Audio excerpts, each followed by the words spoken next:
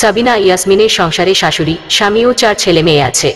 বন্যার পানিতে বাড়ি ঘর ডুবে যাওয়ার পর একটি স্কুলে আশ্রয় নিয়েছেন তারা। গত 8 দিন সাবিনার চুলায় রান্না হয় না। ছেলে মেয়েরা মায়ের কাছে শুধু ভাত ভাত করে কান্না করছেন। ভাত খুঁজলে মুড়ি চিরা খেতে দেন সাবিনা। 2-1 মুঠো মুড়ি খাওয়ার পর আবার ভাতের জন্য কান্নাকাটি করেন। বুধবার 28 আগস্ট বিকেলে কুমিল্লার দেবিদ্বার উপজেলার ফতেহাবাদ ইউনিয়নের দক্ষিণ ফতেহাবাদ সরকারি প্রাথমিক বিদ্যালয়ের আশ্রয় কেন্দ্রে গিয়ে এমন চিত্র দেখা গেছে।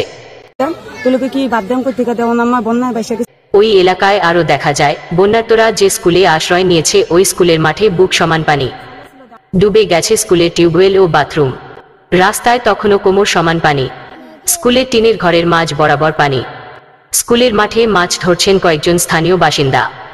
স্কুলের ভবনের দোতলায় ও ছাদে আশ্রয় নিয়েছে বন্যাকবলিত 15টি পরিবার। দোতলা থেকে সাবিনা হাতের ইশারায় জানান আমাদের সঙ্গে তিনি কথা বলতে চান। বুক সমান পানি দিয়ে তিনি রাস্তায় ছুটে যান। তার সঙ্গে যান 6 বছরের ছোট্ট মেয়ে শ্রাবন্তী।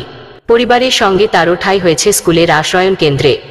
ক্ষুধায় অনবরত কান্নাকাটি করছে শ্রাবন্তী। কান্না স্বরে ছোট্ট শ্রাবন্তী বলেন, আঙ্কেল আমি ভাত খাবো। মা ভাত খুঁজলে শুধু মুড়ি চিরা দেয় খেতে। এগুলো খেতে খেতে মুখ ব্যথা করে, আর খেতে পারি না। আপনি আমাদের জন্য ভাত নিয়ে আসেন। সাবিনা ইয়াসমিন আকুতি স্বরে বিষয়টি নিশ্চিত করে বলেন, বন্যার পানিতে ঘরের সব ভাইসা গেছে। ঘরে কিছু চাইলোর ডাইল ছিল, তাও আনতে পারিনি। কোনো রকম স্কুলে আইসা উঠছি। বাচ্চারা শুধু ভাত ভাত করে। মুড়ি চিরা দিলে 2-1 মুঠ খেয়ে আবার ভাত খুঁজে আমি ভাত আয়না দেমু কই থেকে। ভাতের লাইগা সারা দিন চিল্লাচিল্লি করে। আমি নিজেও 8 দিন ধরে মুড়ি চিরা খাই। এখানে পানি নেই, বাথরুম নেই, একটা হাহাকার লেগে আছে। মুড়ি খেয়ে যে একটু পানি খাবো তাও পারি না। এত ভিতরে কেউ ত্রাণ নিয়ে আসতে চায় না। বৃদ্ধা শাশুড়ি বিছানায় পেটের খিদায় কাতরাচ্ছে। স্বামী গৃহস্থালী কাজ করে, সেও এখন কোথাও কাজে যেতে পারছে না। তিনি আরো বলেন, বিদ্যুৎ নেই, মোবাইল বন্ধ। কাউকে যে ফোন করে খাবারের জন্য বলবো তারও কোন ব্যবস্থা নেই। দয়া করে আমার 4টি ছেলেমেয়ের দিকে তাকান, তাদের জন্য ভাতের ব্যবস্থা করে দেন। স্থানীয় বাসিন্দা সাইফুল ইসলাম বিষয়টি নিশ্চিত করে জানান, সুলতানপুর এলাকা ফতেহাবাদ দক্ষিণপাড়ার এই রাস্তায় কোথাও বুক সমান, কোথাও কোমর সমান পানি।